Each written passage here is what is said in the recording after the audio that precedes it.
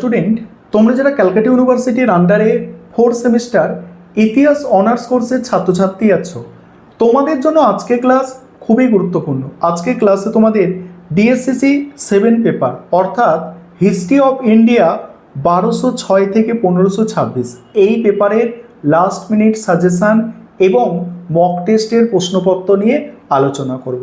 তোমরা যারা ইংলিশ ভার্সনের স্টুডেন্ট আছো, তোমরাও আজকে ক্লাসটা দেখো, কারণ বাংলায় তো সাজেশান এবং মক টেস্টের প্রশ্নপত্র থাকছে, তার সঙ্গে সঙ্গে ইংলিশেও থাকছে। এবং তোমরা কোয়েশ্চেন প্যাটার্ন জানো, 20 নম্বরের প্রশ্ন 3টে অ্যান্সার করতে হয় এবং 5 নম্বরের প্রশ্ন 3টে অ্যান্সার করতে হয়। একটা বিষয় তোমাদের এখানে বলবো, তোমরা অনেকেই জানতে চেয়েছো যে আমরা 20 নম্বরের প্রশ্ন ঠিক কতটা বড় লিখব বা 5 নম্বরের প্রশ্ন কতটা বড় লিখব। দেখো, তোমাদের কিন্তু একটা সময়ের ব্যাপার আছে, তাই একটি 20 নম্বরের প্রশ্ন 10 পৃষ্ঠা লিখতে গিয়ে বাকি প্রশ্নগুলো যাতে মিস না হয়ে যায়, ছেড়ে না যায়, সেই কথাটা মাথায় রাখতে হবে। এবং তোমাদের বলবো 20 নম্বরের প্রশ্নগুলো 600 শব্দের মধ্যে তোমরা লেখো এবং 5 নম্বরের প্রশ্নগুলো 300 থেকে 350 শব্দের মধ্যে লেখো, তাহলেই তোমরা কিন্তু ভালো নম্বর পাবে। এবং কয়েকদিন আগে 6 সেমিস্টারের রেজাল্ট পাবলিশ হয়েছে, সেখানে ইতিহাস অনার্সের বহু ছাত্রছাত্রী, আমারই স্টুডেন্ট, 80%-এর ওপরে নম্বর পেয়েছে। লিখিত পরীক্ষায় 80%-এর ওপরে নম্বর পেয়েছে। আর চলো আজকে তোমরা সাজেশান এবং মক টেস্টের প্রশ্নপত্রটা দেখে নাও, এবং এছাড়াও যদি তোমাদের কোনো প্রশ্ন আরও গুরুত্বপূর্ণ বলে মনে হয়, তোমরা অবশ্যই কমেন্ট করে জানাতে পারো। প্রথমে তোমরা সম্পূর্ণ সাজেশানটা দেখে নাও, তারপর আমি মক টেস্টের প্রশ্নপত্র নিয়ে আলোচনা করব। তোমাদের ডিএসসিসি 7 যে পেপারটি আছে, এটা ভারতের ইতিহাসের উপর আছে 1206 থেকে 1526 পর্যন্ত। দেখো, প্রথমে 20 নম্বরের প্রশ্নের সাজেশান দেখো। প্রথম প্রশ্ন, আলাউদ্দিন খলজির মূল্য নিয়ন্ত্রণ বা বাজার দর নিয়ন্ত্রণ নীতি কেন এবং কিভাবে প্রবর্তিত হয়েছিল তা বিস্তারিত আলোচনা করো। পরের প্রশ্ন, ইলতুৎমিশ থেকে আলাউদ্দিন খলজি পর্যন্ত সুলতানি যুগের নরপতিত্বের আদর্শ আলোচনা করো। তারপরের প্রশ্ন, ফিরোজ শাহ তুগলকের জনকল্যাণমূলক কার্যাবলী মূল্যায়ন করো। পরের প্রশ্ন, মোহাম্মদ বিন তুগলক প্রবর্তিত বিভিন্ন পরিকল্পনা বিশ্লেষণ করো এবং তার ব্যর্থতার কারণগুলি লেখো। তারপরের প্রশ্ন কি আছে দেখো। তারপরের প্রশ্ন আছে, দিল্লির সুলতানিকে কি একটি ধর্মাশ্রয়ী রাষ্ট্র হিসাবে চিহ্নিত করা যায়? উত্তরের সাপেক্ষে যুক্তি দাও বা যুক্তিসহ আলোচনা করো। পরের প্রশ্ন, সুলতানি যুগে ভারতে সুফিবাদের প্রসার কিভাবে ঘটেছিল এবং সমাজ ও সংস্কৃতিতে এর প্রভাব কী ছিল? পরের প্রশ্ন আছে, বিজয়নগর ও বাহমিনী সাম্রাজ্যের মধ্যে দীর্ঘস্থায়ী দ্বন্দ্বের কারণ ও ফলাফল বিস্তারিত আলোচনা করো। তারপরের প্রশ্ন, বিদেশি পর্যটকদের রচনার ভিত্তিতে বিজয়নগর রাজ্যের আর্থসামাজিক অবস্থার বর্ণনা করো। পরের প্রশ্ন, সুলতানি যুগে নগরায়ন বা শহরকেন্দ্রিক সভ্যতার বিকাশ সম্পর্কিত বিতর্কটি বিশ্লেষণ করো। তারপরে আছে দেখো, সুলতানি যুগের ইতিহাস নির্মাণে জিয়াউদ্দিন বার্নির রচনার গুরুত্ব আলোচনা করো।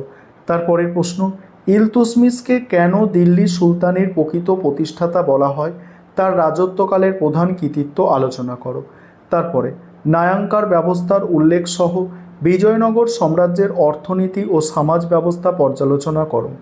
পরের প্রশ্ন, প্রথম পানিপথের যুদ্ধের ঐতিহাসিক তাৎপর্য এবং ভারতে মুঘল আধিপত্য বিস্তারে এর ভূমিকা বিশ্লেষণ করো।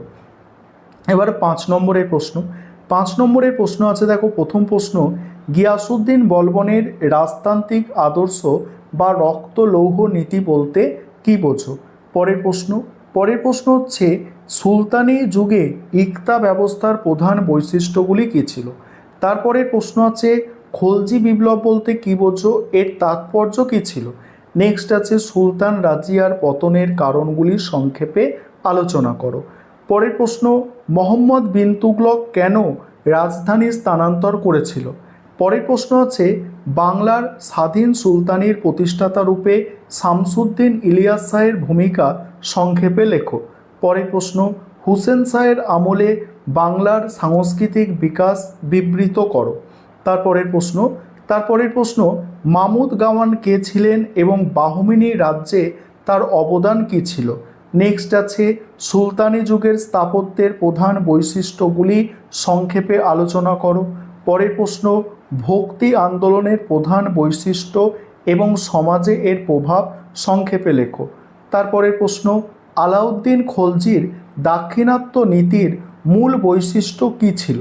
তারপরে সুলতানি যুগে কৃষকদের অর্থনৈতিক অবস্থা কেমন ছিল। পরের প্রশ্ন, সুলতানি যুগে দেখো পরের প্রশ্ন কি আছে, পরের প্রশ্ন আছে সুলতানি যুগে গ্রামীণ সমাজের পরিবর্তনের একটি রূপরেখা দাও। নেক্সট আছে চিস্তি ও সুরাবর্তী সুফি সিলসিলার মধ্যে মূল পার্থক্যগুলি কি কি।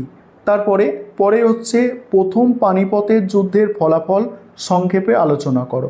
এবার মক টেস্টের প্রশ্ন দেখো, মক টেস্টের প্রশ্ন হচ্ছে তোমার প্রথমেই 5 নম্বরের প্রশ্ন দেখো, খলজি বিপ্লব বলতে কী বোঝো, এর তাৎপর্য। সুলতান রাজিয়ার পতনের কারণ সংক্ষেপে আলোচনা করো। মোহাম্মদ বিন তুগলক কেন রাজধানী স্থানান্তর করেছিল। হুসেন শাহের আমলে বাংলার সাংস্কৃতিক বিকাশ বিবৃত করো। মাহমুদ গাওয়ান কে ছিলেন এবং বাহমিনী রাজ্যে তার অবদান কী ছিল। প্রথম পানিপথের যুদ্ধের ফলাফল সংক্ষেপে আলোচনা করো। পরে আছে 20 নম্বরের প্রশ্ন, 20 নম্বরের প্রশ্নের মধ্যে আছে আলাউদ্দিন খলজির মূল্য নিয়ন্ত্রণ বা বাজার দর নীতি কেন এবং কিভাবে প্রবর্তিত হয়েছিল বিস্তারিত আলোচনা। মোহাম্মদ বিন তুগলক প্রবর্তিত বিভিন্ন পরিকল্পনার বিশ্লেষণ করো এবং তার ব্যর্থতার কারণগুলি লেখো। ফিরোজ শাহ তুগলকের জনকল্যাণমূলক কার্যাবলী মূল্যায়ন করো। তারপর হচ্ছে দিল্লির সুলতানিকে কি একটি ধর্মাশ্রয়ী রাষ্ট্র হিসাবে চিহ্নিত করা যায়, যুক্তিসহ আলোচনা করো। বিদেশি পর্যটকদের রচনার ভিত্তিতে বিজয়নগর রাজ্যের আর্থসামাজিক অবস্থা বর্ণনা করো। সুলতানি যুগে নগরায়ন বা শহরকেন্দ্রিক সভ্যতার বিকাশ সম্পর্কিত বিতর্কটি বিশ্লেষণ করো। এবার তোমরা যারা ইংলিশ ভার্সানের স্টুডেন্ট আছো দেখো, তোমরা যারা ইংলিশ ভার্সানের স্টুডেন্ট তোমরা দেখে নাও, এই হচ্ছে কমপ্লিট মক টেস্টের প্রশ্নপত্র এবং সাজেশান।